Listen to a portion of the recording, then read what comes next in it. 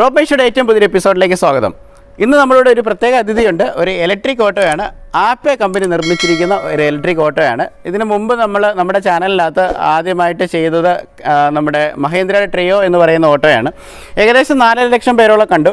അതിനുശേഷം നമ്മുടെ കേരള ഗവൺമെൻറ് ഉൽപ്പാദിപ്പിക്കുന്ന KL എന്ന് പറയുന്ന നമ്മുടെ നീം ഗ്രീൻ എന്ന് പറയുന്ന ഓട്ടോയുടെ വീഡിയോ ചെയ്തു. അതും 2.25 ലക്ഷം പേരോളം കണ്ടു. അങ്ങനെ വീണ്ടും നമ്മൾ മൂന്നാമത് ഒരു ഇലക്ട്രിക് ഓട്ടോ അന്വേഷിച്ച് വരികയാണ്. അങ്ങനെയാണ് ഞാൻ ഈ കഴിഞ്ഞ ദിവസം നമ്മുടെ വഴിയരികിൽ വെച്ചിട്ട് ഈ നീല കളറുള്ള ഈ കൊച്ചു സുന്ദരിയെ നമ്മൾ കാണുന്നത്. അപ്പം ഇത് ആ ഓട്ടോക്കാരൻ ആ ചേട്ടനോട് ചോദിച്ചപ്പം ഇതേപോലെ ഇതിൻ്റെ ഒരു ഷോറൂം ഇതുപോലെ ട്രിവാൻഡ്രത്ത് 1-2 സ്ഥലങ്ങളുണ്ട്. അപ്പോൾ പട്ടം ഷോറൂമിൽ ഞാൻ വിളിച്ചു. അപ്പോൾ പട്ടം ഷോറൂമിൽ നിന്ന് അവർ വാഹനം നമുക്ക് വേണ്ടി കൊണ്ടു തന്നിരിക്കുകയാണ്. അപ്പം ഈ ഒരു ഓട്ടോയെക്കുറിച്ച് പഠിച്ചപ്പം ഒരുപാട് കാര്യങ്ങൾ മനസ്സിലാക്കാനായിട്ട് സാധിച്ചു. അതിനകത്ത് ഏറ്റവും വലിയൊരു കാര്യം എന്ന് പറഞ്ഞു കഴിഞ്ഞാൽ പലരും ചോദിച്ചിരുന്ന ഇതിൻ്റെ ഒരു ബാറ്ററി കോസ്റ്റുമായിട്ട് ബന്ധപ്പെട്ട കാര്യങ്ങളൊക്കെയാണ്. അപ്പോൾ അതൊക്കെ ഈ ഓട്ടോയ്ക്ക് ഞാൻ നോക്കിയിട്ട് മഹീന്ദ്ര ട്രിയോയും അതുപോലെ KL നീം ഗ്രീൻ എന്ന് പറയുന്ന ഓട്ടോയും തമ്മിൽ ഒരുപാട് വ്യത്യാസങ്ങളുണ്ട്. ഒരുപാട് വ്യത്യാസങ്ങൾ എന്ന് പറയുമ്പോൾ ഇതിൻ്റെ ഒരു യൂസർ കോസ്റ്റ് ആണെങ്കിലും ശരി, ബാക്കിയുള്ള ഫീച്ചേഴ്സ് ആണെങ്കിലും ശരി, ഒരുപാട് വ്യത്യാസങ്ങളുണ്ട്. അപ്പോൾ അങ്ങനെ കുറച്ച് ഫാസിനേറ്റിംഗ് ഫീച്ചേഴ്സാണ്. അതാണ് നിങ്ങളിലേക്ക് ഇന്ന് എത്തിക്കാനായിട്ട് ഉദ്ദേശിക്കുന്നത്. കാരണം ഇപ്പോഴത്തെ കാലത്ത് ഇലക്ട്രിക് ഓട്ടോ അല്ലെങ്കിൽ വാഹനങ്ങളെല്ലാം ഇലക്ട്രിക്കിലേക്ക് മാറിക്കൊണ്ടിരിക്കുകയാണ്. ഓട്ടോകളാണ് നമ്മൾ കേരളത്തിൽ ആദ്യമായിട്ട് കംപ്ലീറ്റ് ആയിട്ട് ഇലക്ട്രിക്കിലേക്ക് മാറാൻ പോകുന്നത്. ഇപ്പം പുതിയ സംരംഭങ്ങളെല്ലാവരും ഇലക്ട്രിക് ആയിട്ടുള്ള കാര്യങ്ങളിലേക്കാണ് മാറുന്നത്. കാരണം കാറുകളാണെങ്കിലും ഇലക്ട്രിക്കിലേക്ക് മാറിക്കൊണ്ടിരിക്കുന്നു. അപ്പോൾ ഇതിനകത്ത് ഏറ്റവും വലിയൊരു പ്രശ്നം എന്ന് പറയുന്നത് അന്തരീക്ഷ മലിനീകരണം തന്നെയാണ്.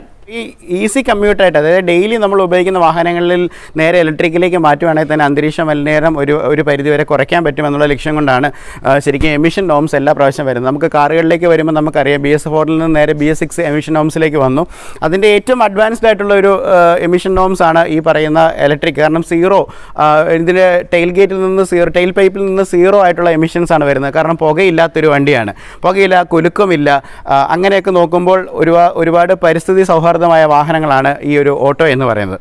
ഇന്ന് നമ്മൾ ഈ ഓട്ടോയുടെ കുറച്ച് വിവരങ്ങളാണ് നമ്മൾ കാണാനായിട്ട് നമ്മൾ പോകുന്നത്. അപ്പോൾ ഈ ഓട്ടോയുടെ ഒരു ഡീറ്റെയിൽഡ് ആയിട്ടുള്ള റിവ്യൂയിലേക്ക് നമ്മൾ പോകുന്നതിന് മുമ്പ് ഈ ഓട്ടോയ്ക്കുള്ള കുറച്ച് മെച്ചങ്ങൾ നമ്മളോട് സംസാരിക്കാനായിട്ട് നമ്മൾ ഈ വാഹനം കൊണ്ടു തന്ന നമ്മുടെ പ്രിയ സുഹൃത്ത് ജെർമിയെ ഞാൻ ഇങ്ങോട്ട് ക്ഷണിക്കുകയാണ്. നമസ്കാരം ചേട്ടാ. നമസ്കാരം. ഓക്കെ, ഇതാണ് നമ്മുടെ പ്രിയ സുഹൃത്ത് ജെർമി അല്ലേ?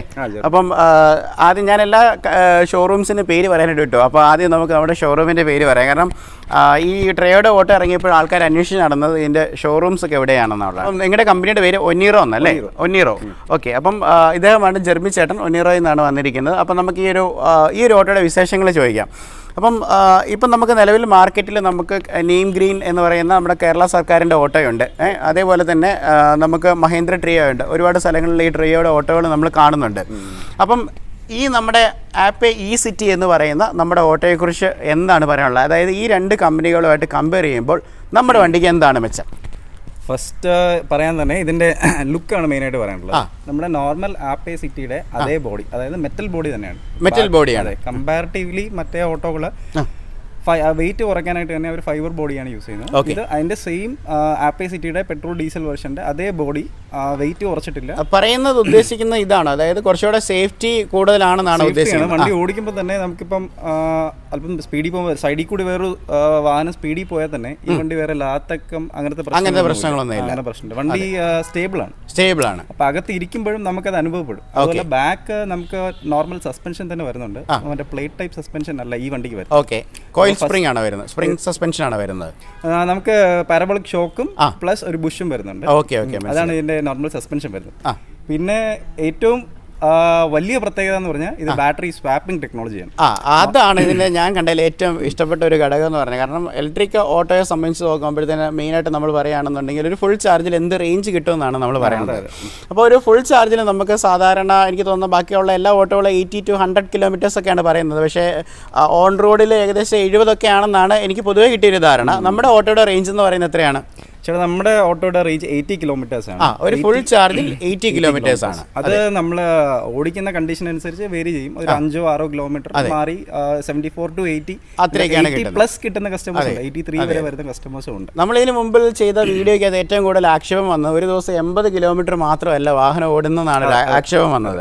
അപ്പം ഇത് ചാർജ് ചെയ്യണമെന്നുണ്ടെങ്കിൽ നമ്മുടെ വീട്ടിൽ ചാർജ് ചെയ്യണമെന്നുണ്ടെങ്കിൽ ഏകദേശം ഓവർനൈറ്റ് ഇട്ട് ചാർജ് ചെയ്താലേ ഫുള്ള് ബാറ്ററി 48 Hന്റെ ബാറ്ററി ഫുള്ള് ചാർജ് ചെയ്യാൻ പറ്റുള്ളൂ. സാധാരണ നമ്മുടെ നമ്മുടെ 3 പോയിന്റ് പ്ലഗിൽ. അല്ലെങ്കിൽ ഫാസ്റ്റ് ചാർജർ ഉപയോഗിച്ച് കഴിഞ്ഞാൽ നമ്മൾ ഒരു 1 ഹവറും കൊണ്ട് നമുക്ക് ഇതിൻ്റെ ഒരു 90% ചാർജർ ചെയ്യാം.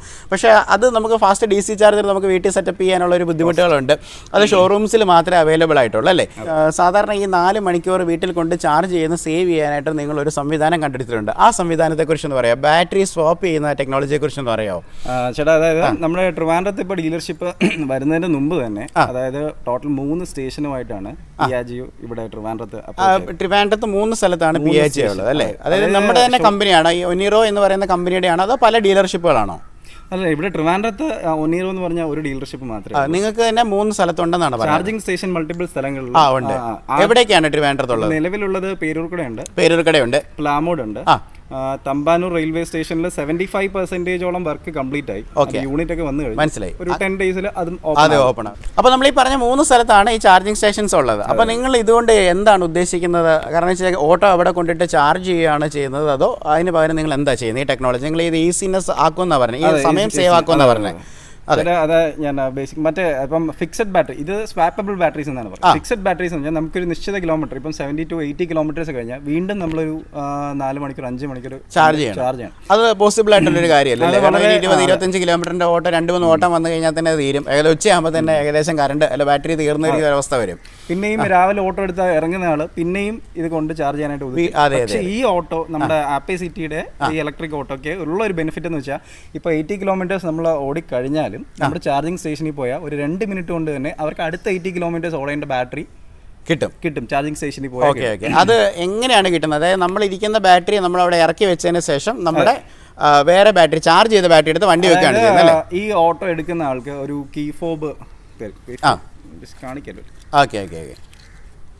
ഇങ്ങനെ ഒരു ചെറിയ കീ ഫോബ് വരും. ഇത് നമ്മൾ എടുക്കുന്ന കസ്റ്റമറുടെ പേരിൽ ഇത് വെറും കീ ചെയിൻ അല്ല, ഒരു കീ ഫോബ് ആണ് അല്ലേ? ഇതിനകത്തൊരു അതെ, ഇതാണ് ഇതിന്റെ ഒരു കീ ഫോബ് എന്ന് പറയുന്നത്. വാഹനത്തിന്റെ കീ ഫോബ് എന്ന് പറയുമ്പോൾ അതിനകത്ത് ഒരു സെൻസർ ഉണ്ട് അല്ലേ? ഇത് അതെ. ഓക്കെ, എൻ്റെ നിയർ ഫംഗ്ഷൻ അല്ലേ?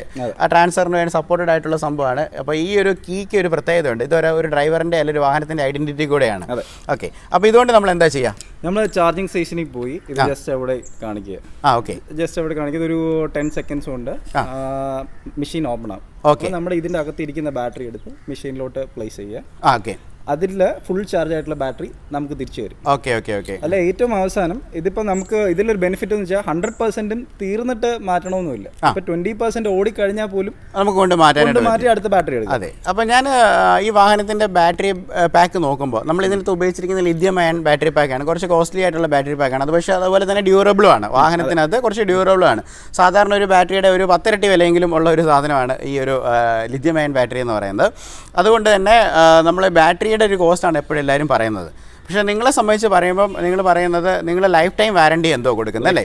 അതെ, ലൈഫ് ടൈം. അതെ, ഈ ട്രിയോയുടെ ഓട്ടോ എടുക്കുമ്പോഴും കാലിൻ്റെ ഓട്ടോ എടുക്കുമ്പോഴും ഒരു പ്രശ്നം എന്ന് പറഞ്ഞാൽ സിംഗിൾ ഒരു ബാറ്ററി പാക്കാണ്. ആ ബാറ്ററി പാക്കിന് ഏകദേശം 1 ലക്ഷം രൂപയോളം വില ഉണ്ടെന്നാണ് പറയപ്പെടുന്നത്. അപ്പോൾ എല്ലാവരും ഒരു കൺസേൺ എന്ന് പറയുന്നത് നമ്മളൊരു 6-7 വർഷത്തെ ഒരു റിട്ടേൺ ഓഫ് ഇൻവെസ്റ്റ്മെൻറ്റ് കാൽക്കുലേറ്റ് ചെയ്യുമ്പോൾ ഇലക്ട്രിക് ഓട്ടോയുടെ കോസ്റ്റ് ഇത് ഏകദേശമൊക്കെ തുല്യമായിട്ട് നിൽക്കുന്നു, വലിയ ലാഭമില്ലെന്നാണ് പറഞ്ഞു വരുന്നത്. പക്ഷേ ഈ ഒരു ഓട്ടോയുടെ ഒരു പ്രത്യേകത എന്ന് പറയുന്നത് നമുക്ക് ഈ ബാറ്ററി പാക്ക് ഞാൻ നോക്കിയപ്പോൾ 3 സെറ്റ് ബാറ്ററിയാണ്, 3 ബാറ്ററിയാണ് ഇതിൻ്റെ ഒരു ബാറ്ററി ഒരു പാക്കായിട്ട് വരുന്നത്. വലിയ 3 ബാറ്ററീസ് ഞാനത് കാണിക്കാം. വണ്ടിയുടെ സ്പെക്ക് വരുമ്പോൾ നമുക്കത് കാണിക്കാം. 3 ബാറ്ററി ഫിക്സഡ് ആയിട്ട് ചാർജിങ് യൂണിറ്റ് തന്നെ ഉണ്ടാവും. അപ്പോൾ നമ്മൾ ഈ വാഹനം ഇടയ്ക്കിടയ്ക്ക് നമ്മൾ ചാർജ് തീരുമ്പോൾ നമ്മളുടെ ഓൾറെഡി സ്വന്തമായിട്ടിരിക്കുന്ന ബാറ്ററിയെ ബോക്സിൽ കൊണ്ടുവന്ന് ഈ സാധനം അവിടെ വെക്കുകയും അവിടെ ചാർജ് ചെയ്തിരിക്കുന്ന ബാറ്ററി തിരിച്ച് വാഹനത്തിൽ വെക്കുകയും ചെയ്യും. അപ്പം നമ്മൾ ഈ പറയുന്ന number of spots charging units സിറ്റിക്കകത്ത് കൂടിക്കഴിഞ്ഞാൽ ഒരു പ്രശ്നമല്ല. പെട്ടെന്ന് അങ്ങോട്ട് പോകുന്നു, 5 മിനിറ്റിനും കൊണ്ട് ഇത് തുറക്കുന്നു, നമ്മൾ ഈ ബാറ്ററി എടുത്ത് അവിടെ വയ്ക്കുന്നു, അവിടെ നിന്ന് എടുത്ത് ഇങ്ങോട്ട് വയ്ക്കുന്നു. അപ്പോൾ ഇതൊരു ഭയങ്കര ഒരു സംവിധാനം തന്നെയാണ്. അതാണ് ശരിക്കും ഈ ഓട്ടോയുടെ ഏറ്റവും വലിയൊരു ഹൈലൈറ്റ് ആയിട്ട് എനിക്ക് തോന്നിയത്. അപ്പം നമ്മൾ ഈ വണ്ടിക്ക് 80 കിലോമീറ്ററാണ് നമ്മൾ ഇതിലൊരു മൈലേജ് പറയുന്നത്. ബാറ്ററിയുടെ പ്രശ്നങ്ങളും തീർന്നു. പിന്നെ ഇതിൻ്റെ ബാറ്ററിയുടെ റേറ്റിംഗ് കാര്യങ്ങളൊക്കെ ഇത് 48 വോൾട്ടിൻ്റെ ബാറ്ററിയാണ് അല്ലേ? 3 ബാറ്ററീസും കൂടെ വരുമ്പോൾ 48 ആണ്. അപ്പം ഇതിനകത്ത് നമുക്ക് നോർമലി ചാർജിങ്ങിൻ്റെ സമയം ഇതിനകത്ത് പ്രശ്നമല്ലെന്ന് പറഞ്ഞു അല്ലെന്ന് പറഞ്ഞു. ഓക്കെ, ഇനി നമുക്ക് അറിയേണ്ടതെന്ന് പറഞ്ഞു കഴിഞ്ഞാൽ നമുക്ക് ഇതിൻ്റെ ഒരു ചാർജിങ് കോസ്റ്റാണ്. സാധാരണ നമ്മൾ ഈ പറയുന്ന KLൻ്റെയും അതേപോലെ തന്നെ ട്രിയോയുടെ ഓട്ടോ എടുക്കുമ്പോൾ അവരുടെ പരസ്യത്തിനകത്ത് തന്നെ 50 പൈസയാണ് കിലോമീറ്റർ എന്ന് പറയുന്നത്. പക്ഷേ കമ്പാരിറ്റീവ്ലി നിങ്ങൾക്ക് ഇച്ചിരി കൂടുതലാണ്. കാരണം എന്ന് വെച്ച് കഴിഞ്ഞാൽ ബാറ്ററി ലീസാണ് ചെയ്യുന്നതെന്ന് പറഞ്ഞാൽ. നിങ്ങൾക്ക് ഇതിന് ഏകദേശം 2 രൂപയോളം ഒരു കിലോമീറ്ററിന് കോസ്റ്റ് വരുന്നുണ്ടല്ലേ? അപ്പോൾ നിങ്ങൾക്ക് ശരിക്കും പറഞ്ഞാൽ ബാറ്ററി 2 കാര്യങ്ങളുണ്ട്. മറ്റേ വാഹനം വാങ്ങിക്കുമ്പോൾ വണ്ടിയുടെ വില ഒരു ഘടകമാണ്. അപ്പം ഇതിന് സ്വാഭാവികമായിട്ട് നിങ്ങൾ വാടകയ്ക്ക് കൊടുക്കുന്നതുകൊണ്ട് തന്നെ ഈ ബാറ്ററിയുടെ അല്ലെങ്കിൽ വാഹനത്തിൻ്റെ ടോട്ടൽ കോസ്റ്റിൽ ഒരു കുറവുണ്ടെന്ന് ഞാൻ വിശ്വസിക്കുന്നു. അതെ, മഹേന്ദ്ര ട്രിയോയ്ക്ക് ഏകദേശം 3 ലക്ഷം രൂപയോളം വരും. കാലിനും ഏകദേശം 2.25-3 ലക്ഷം സബ്സിഡി എല്ലാം കഴിഞ്ഞാൽ അത്രയും വരുമെന്നാണ് ഞാൻ കേട്ടിട്ടുള്ളത്. നമ്മുടെ ഓട്ടോയ്ക്ക് എന്ത് കോസ്റ്റ് വരും? നമുക്കിത് സബ്സിഡി കാര്യങ്ങൾ ഒന്നും തന്നെ കൂട്ടാതെ 2,23,000. ഇത് ഫെയിമിന്റെ സബ്സിഡിയുടെ അണ്ടറിൽ വരുന്നതാണോ? നമ്മുടെ ഗവൺമെന്റ് സബ്സിഡിയാണ്. ഓക്കെ, മനസ്സിലായി. അതിൽ 2,23,000. 2,23,000. അപ്പം ശരിക്കും പറയാൻ നിയർലി നിങ്ങളൊരു ഒരു 75,000 ഡിഫറൻസ് മറ്റുള്ള ഓട്ടോകളുമായിട്ടുണ്ട്. അത് എനിക്ക് തോന്നുന്നത് ഈ ബാറ്ററി സ്വന്തമായിട്ടല്ലാത്തത് കൊണ്ടായിരിക്കും. ആക്ച്വലി സ്വന്തമാണ്, പക്ഷേ ഇതിങ്ങനെ ലീസ് പോലെ വർക്ക് ചെയ്യുന്നതുകൊണ്ടാണ്. അപ്പം ഈ ബാറ്ററി ഇതിനകത്ത് 3 ബാറ്ററീസ് ആണെന്ന് പറയുന്നത്. പക്ഷേ അതിനൊരു ബാറ്ററി യൂണിറ്റ് ആയിട്ടാണ് നിങ്ങൾ കണക്ക് കൂട്ടുന്നത്. ഈ 3 ബാറ്ററി നമ്മൾ ചാർജ് ചെയ്യുന്നതിന് ഒരു ഫുൾ ചാർജിൽ 1 കിലോമീറ്ററിന് ഇവർ ചാർജ് ചെയ്യുന്നത് 2 രൂപയാണ്. അപ്പോൾ 80 കിലോമീറ്റർ നിങ്ങൾ സ്വാഭാവികമായിട്ട് ചാർജ് ചെയ്യുന്നത്, അല്ലെങ്കിൽ ഇതിന് ഒരു ഫുൾ സെറ്റ് ബാറ്ററി ചാർജ് ചെയ്തെടുക്കുന്നത് നിങ്ങൾ എത്ര രൂപ ഈടാക്കും? 159 രൂപയ്ക്ക് 80 കിലോമീറ്റർ പോകാമെന്നാണ് പറയുന്നത്. അപ്പം ബാറ്ററിയുടെ കോസ്റ്റ് ഇല്ല, ലൈഫ് ടൈം ഫ്രീ ആണ്. അതാണ് അതിൻ്റെ ഒരു പ്രത്യേകത എന്ന് പറഞ്ഞു കഴിഞ്ഞാൽ. അപ്പം അങ്ങനെയൊക്കെ വെച്ച് നോക്കുമ്പോൾ നിങ്ങളുടെ ഏറ്റവും വലിയ കൺസേൺസ് എല്ലാം ഇവിടെ തീർന്നു അല്ലേ? ബാറ്ററി ചീത്തയായി കഴിയുമ്പോൾ നമ്മൾ വീണ്ടും 1 ലക്ഷം രൂപ മുടക്കി ബാറ്ററി വാങ്ങുമോ എന്നൊന്നും ഉള്ള കാര്യങ്ങളില്ല. അപ്പം നമുക്ക് ഈസി ആയിട്ട് ഈ വാഹനം നമ്മൾ മേടിച്ച് കഴിഞ്ഞാൽ ഇതിൻ്റെ ഒരു പ്രത്യേകത കൊണ്ട്, അല്ലെങ്കിൽ ഈ ഒരു ബാറ്ററിയുടെ ഈ ഒരു കാര്യങ്ങൾ കൊണ്ടൊക്കെ എപ്പോഴും ലാഭകരമായിട്ടുള്ളത് തന്നെയാണ്. പിന്നെ ഇലക്ട്രിക് ഓട്ടോയെ സംബന്ധിച്ച് നോക്കുമ്പോൾ ഏറ്റവും വലിയൊരു കാര്യം എന്ന് പറഞ്ഞു കഴിഞ്ഞാൽ മെയിൻ്റനൻസ് കോസ്റ്റ് വളരെ കുറവായിരിക്കും അല്ലേ? ശരിക്കും പറഞ്ഞു കഴിഞ്ഞാൽ ഇതിനകത്ത് മൂവിങ് പാർട്സ് വളരെ കുറവാണ്. മൂവിങ് പാർട്സ് എന്ന് പറഞ്ഞാൽ മറ്റേതാകുമ്പോഴത്തേനും മറ്റേ ക്ലച്ച്, ഗിയർ, മറ്റേ എല്ലാ സംവിധാനങ്ങളും ഉണ്ട് ഇതിനകത്തും എനിക്ക് തോന്നുന്ന റിഡക്ഷൻ ഒരു ഗിയർ ബോക്സ് ഉണ്ട്, ഒരു ചെറിയ ഓയിലും അല്ലേ, അതിന് സപ്പോർട്ടിംഗ് ആയിട്ടുള്ള ഓയിലും കാര്യങ്ങളൊക്കെ ഉണ്ട്. മെയിനായിട്ട് മെയിൻ്റനൻസ് ഒട്ടും ഇല്ലെന്ന് തന്നെ പറയാം. ആകെപ്പാടെ ഉള്ളത് നമുക്കൊരു 20,000 കിലോമീറ്റർ ആകുമ്പോൾ ഹൗസിംഗ് ഓയിൽ ഒരു 650 ml ഉണ്ട്, അത് മാറ്റി കൊടുക്കണം. പിന്നെ break oil just top up ചെയ്യണം. അതും അതിന് എനിക്ക് 10,000 കിലോമീറ്റേഴ്സ് ആകുമ്പോൾ ബ്രേക്ക് ഓയിൽ ജസ്റ്റ് ഒന്ന് റീപ്ലേസ് ചെയ്യും. ഇതിന്റെ മെയിൻ്റനൻസ് പാർട്ട്. പിന്നെ കമ്പനി തന്നെ ഒരു AMC ആയിട്ട് കൊടുക്കുന്നുണ്ട്. ഇപ്പം എടുക്കുമ്പോൾ നിങ്ങളുടെ വാറണ്ടിയുടെ ഒരു പോളിസി എങ്ങനെയാണ്? വണ്ടിയുടെ വാഹനത്തിന്റെ 1 lakh കിലോമീറ്റർ അല്ലെങ്കിൽ 3 വർഷം അൺലിമിറ്റഡ് വാറണ്ടി. പിന്നെ വരുന്നതെന്ന് വെച്ചാൽ എടുക്കുമ്പോൾ ഒരു 3,000 രൂപയുടെ AMC എടുക്കുകയാണെന്നുണ്ടെങ്കിൽ 3 വർഷത്തേക്ക് വണ്ടിയുടെ മെയിൻ്റനൻസ് ഫുള്ള് നോക്കിക്കോളൂ അല്ലേ? ഓക്കെ, കസ്റ്റമേഴ്സിന്റെ ഫീഡ്ബാക്ക് എങ്ങനെയുണ്ട്? കസ്റ്റമേഴ്സ് വളരെ നല്ല ഫീഡ്ബാക്ക് ആണ്. ആദ്യം എടുത്ത സമയം ഇലക്ട്രിക് ഓട്ടോ വന്ന സമയത്ത് ചെറിയൊരു കൺഫ്യൂഷൻസ് ഒക്കെ ഉണ്ട്. പക്ഷെ അവർ ഓടിച്ചതിന് ശേഷം, കാരണം ഈ വണ്ടി ഓടിക്കാൻ ഭയങ്കര സുഖം. വണ്ടിക്ക് അകത്ത് നമുക്ക് ഓടിക്കുമ്പോൾ വേറെ വൈബ്രേഷനോ കാര്യങ്ങളോ, വണ്ടിയിൽ ക്ലച്ച് ഇല്ല. അപ്പം സിറ്റിയിൽ പ്രത്യേകിച്ച് നമ്മുടെ ഈ ട്രാഫിക്കിന്റെ ഇടയിലൊക്കെ അവർക്ക് ഭയങ്കര ഹെൽപ്ഫുൾ, നല്ല പോസിറ്റീവ്. അതുപോലെ നമ്മൾ ഓരോ സ്റ്റാൻഡിൽ പോയി അഭിപ്രായം ചോദിക്കും. ടെസ്റ്റ് ഡ്രൈവ് എല്ലാം അവരും ഒരുപാട് വണ്ടി കണ്ടിട്ടുണ്ടാവും. ഈ എല്ലാ ഇലക്ട്രിക് വണ്ടി അവരും യൂസ്, അതായത് ട്രയലിന് പോകുമ്പോൾ അവർ യൂസ് ചെയ്തിട്ടുണ്ട്. അപ്പൊ അവർ വന്നിട്ട് പറഞ്ഞു ഈ വണ്ടി വിജയിക്കും. വണ്ടി കാണുമ്പോൾ തന്നെ അവർക്ക് വണ്ടി വല്ലാതെ ഇഷ്ടം. സാധാരണ ഒരു ഇലക്ട്രിക് വാഹനങ്ങൾക്ക് ഒരു ഏലിയൻ ലുക്കാണ്, അതായത് ഒരു നാട്ടിൽ കാണാത്ത ഒരു ലുക്കും കാര്യങ്ങളൊക്കെയാണ്. പക്ഷേ ഈ ഒരു വാഹനത്തെക്കുറിച്ച് നമ്മൾ കാണുമ്പോഴത്തേനും നോർമലായിട്ട് നേരത്തെ പറഞ്ഞാൽ നിങ്ങളുടെ പറഞ്ഞ കൺവെൻഷണൽ ആപ്പേ ബോഡി അത് തന്നെയാണ് ഉപയോഗിച്ചിരിക്കുന്നത്. സെയിം ലുക്കാണ്. കളറിൽ മാത്രം ഒരു ചെറിയ വ്യത്യാസമുണ്ട്. ഇലക്ട്രിക് ആയതുകൊണ്ട് ഒരു ബ്ലൂ കളർ, കാരണം ഗ്രീൻ അല്ലെങ്കിൽ ബ്ലൂ എന്ന് പറയുന്നത് ഒരു ഈ പരിസ്ഥിതിയോട്ട് സൗഹാർദ്ദപരമായിട്ടുള്ള കളറാണ്. അതാണ് നിങ്ങൾ അഡോപ്റ്റ് ചെയ്തിരിക്കുന്നത്. വളരെ നന്നായിട്ടുണ്ട്. എത്ര പേർക്ക് യാത്ര ചെയ്യാം? Driver plus 3 passenger. അതെ, 4 പേരെയും കൊണ്ട് ഈ വാഹനം കയറ്റം ഒക്കെ കയറും അല്ലേ? അപ്പോൾ വളരെ ഫാസ്റ്റ് ആയിട്ട് കയറിയില്ലെങ്കിൽ പോലും കയറ്റം കയറും.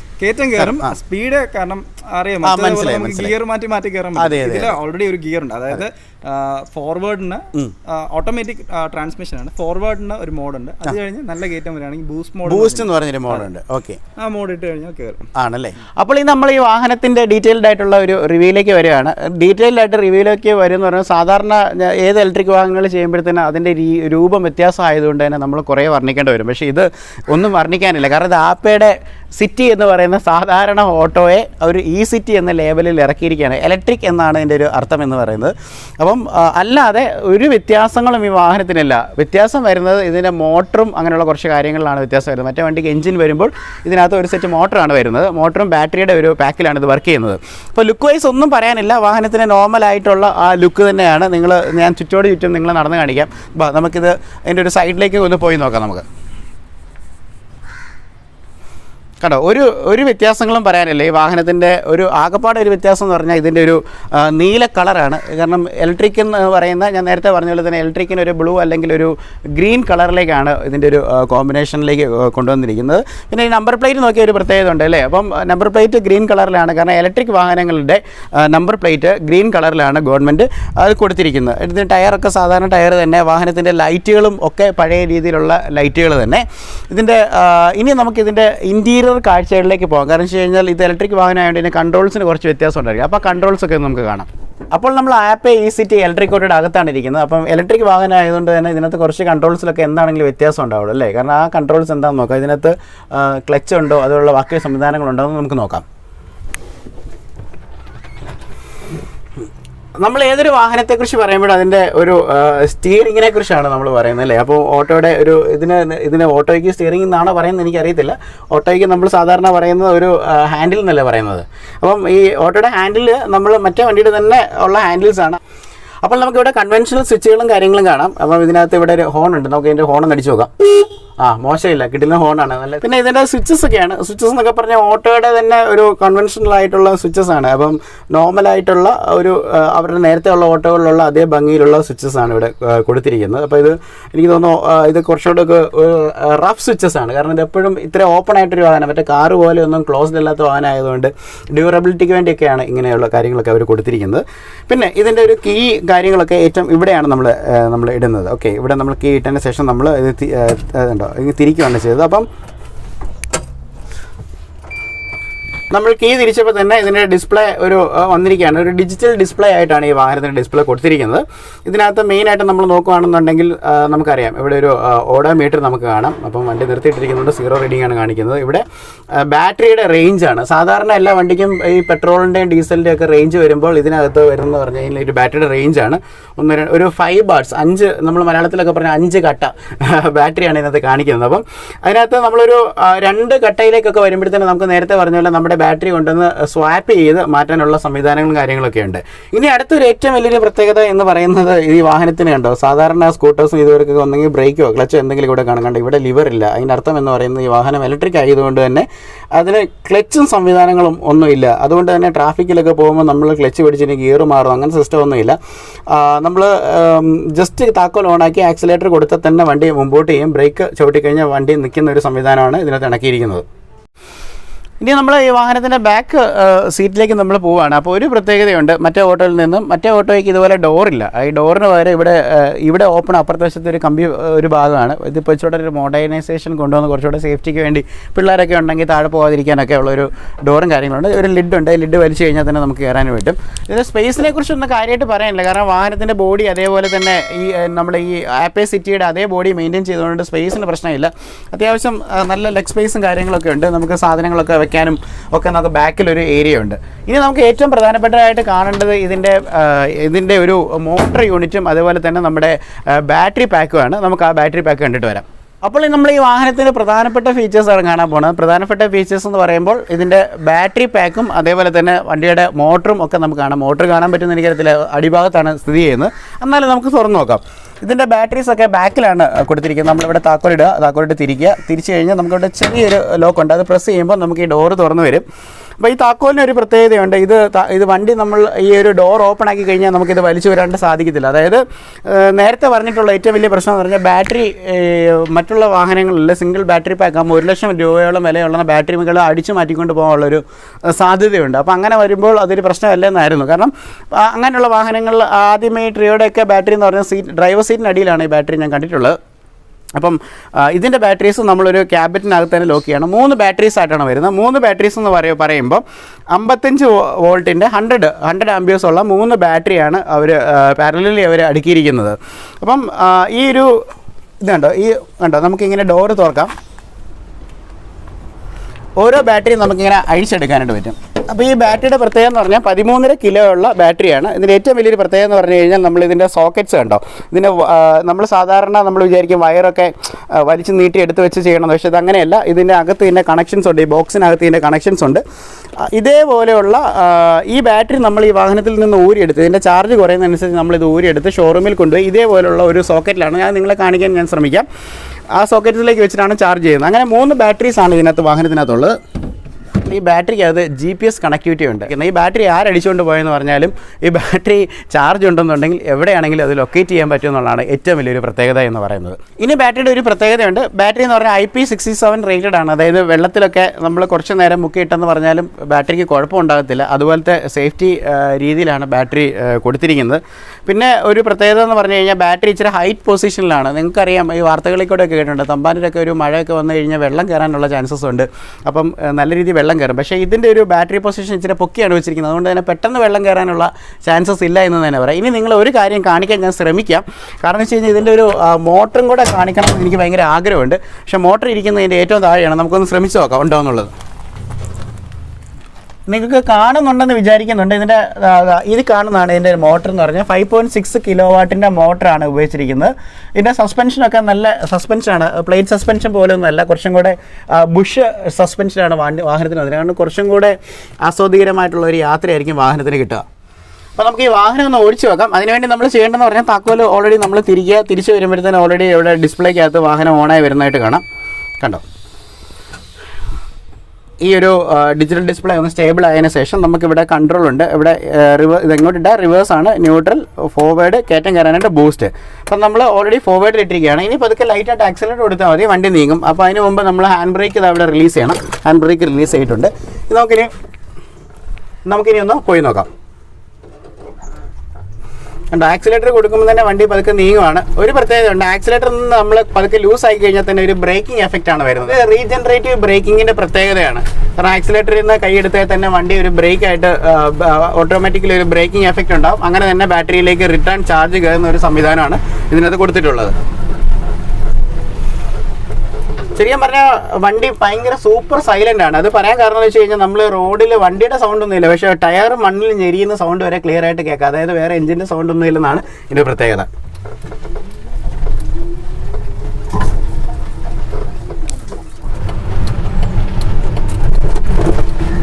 സിറ്റി റൈഡ്സിനൊക്കെ വളരെ കംഫർട്ടബിൾ ആയിരിക്കും ഈ ഓട്ടോ എന്ന് പറയുന്നത്. കാരണം ഈ പറയുന്ന പോലെ നമുക്ക് സിറ്റിയിൽ ഓടുമ്പോൾ നമുക്ക് ഒരുപാട് വേഗതയൊന്നും വേണ്ട, 45 കിലോമീറ്റർ വേഗതയൊക്കെ മതിയായിരിക്കും. വളരെ സ്മൂത്തറായിട്ടുള്ള ഒരു റൈഡാണ് നമ്മുടെ ആപ്പ് ഈ സിറ്റി ഓഫർ ചെയ്യുന്നത്. വളരെ കൂളായിട്ട് നമുക്ക് ഓടിച്ചുകൊണ്ട് പോകുന്ന ഒരു വാഹനമാണ്. ഇതിന് വലിയൊരു ബുദ്ധിമുട്ടുകളും കാണുന്നില്ല. ഇപ്പോൾ ഒരു കയറ്റം ലൈറ്റായിട്ട് കയറിക്കൊണ്ടിരിക്കുകയാണ്. പതുക്കെ ആണെങ്കിലും കയറ്റം വലിഞ്ഞു കയറുന്നുണ്ട്.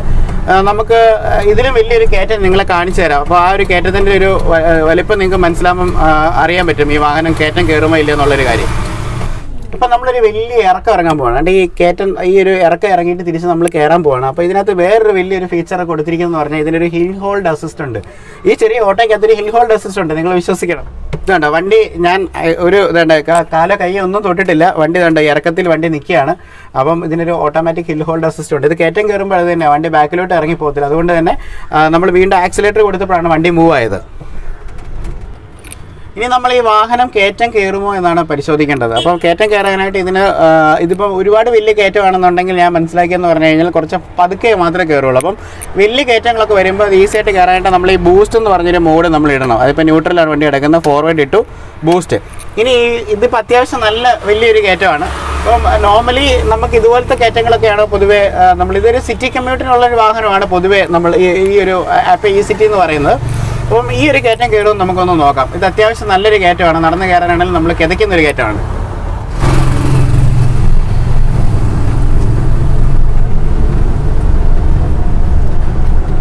അപ്പം നമ്മൾ വാഹനത്തിനകത്ത് 3 പേരാണുള്ളത്. ഞാൻ വണ്ടി ഓടിക്കുന്നു, അതേപോലെ തന്നെ എൻ്റെ കൂടെ 2 പേരുമുണ്ട്. ഒന്ന് നമ്മൾ നേരത്തെ വന്ന് നമ്മുടെ പ്രിയ സഹോദരൻ ജെർമയുണ്ട്, അതേപോലെ ഇതിൻ്റെ സെയിൽസ് മാനേജർ നിതിനും നമ്മുടെ കൂടെ ഉണ്ട്. അപ്പം ഞങ്ങളെപ്പോലുള്ള 3 തടിമാടന്മാരാണ് ഈ വാഹനത്തിനകത്ത് ഇരിക്കുന്നത്. ഏകദേശം എങ്ങനെ പോയാലും ഒരു 200-220 കിലോ എങ്കിലും വണ്ടിക്ക് ഏറ്റവും കുറഞ്ഞുണ്ട് വാഹനത്തിനകത്ത്. അതിട്ട് ഇത് വെച്ച് വലിച്ച് കയറിക്കൊണ്ടിരിക്കുകയാണ്.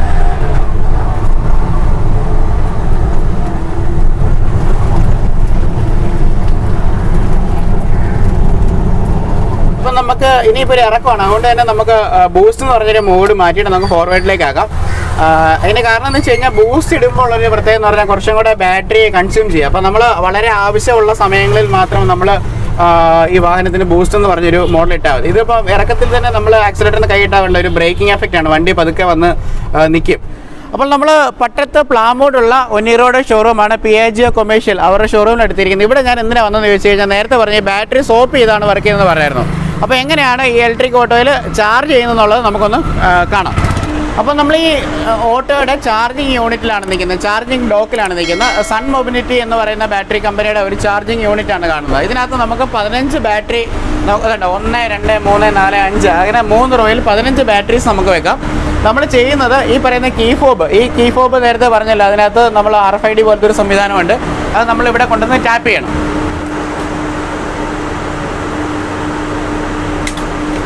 ഇത് കണ്ടോ, ഇവിടെ നമുക്കൊരു അറ തുറന്നു വരുന്നതായിട്ട് കാണിക്കാം. കണ്ട് ഇതൊരു കാലിയായിട്ടുള്ളൊരു അറയാണ്. ഇത് നമ്മുടെ ചാർജിങ് യൂണിറ്റ് ആണ്. നമ്മളിനി ചെയ്യേണ്ടതെന്ന് പറഞ്ഞു കഴിഞ്ഞാൽ നമ്മൾ ഓട്ടോയിലേക്ക് വന്നിട്ട് നമ്മുടെ ബാറ്ററി നമ്മൾ ഇങ്ങനെ ഊരിയെടുത്തതിന് ശേഷം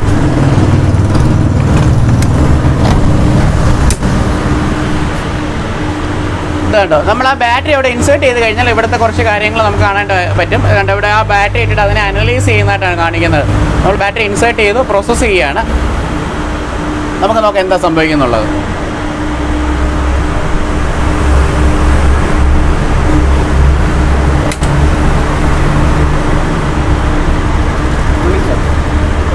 ഇത് ഫുള്ളി ചാർജ്ഡ് ആയിട്ടുള്ള ബാറ്ററിയാണ്. നമുക്ക് ഇത് ഊരി നമുക്ക് തിരിച്ച് നമ്മുടെ ഓട്ടോയിലേക്ക് വെക്കാനായിട്ട് പറ്റും.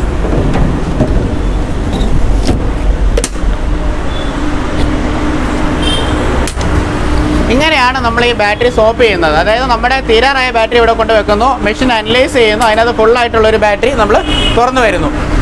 3 ബാറ്ററീസാണ് വേണ്ടത്. നമ്മൾ അതിനകത്ത് അടുത്ത റാക്ക് തുറന്നിരിക്കുകയാണ്. ഈ റാക്കിലേക്ക് നമ്മൾ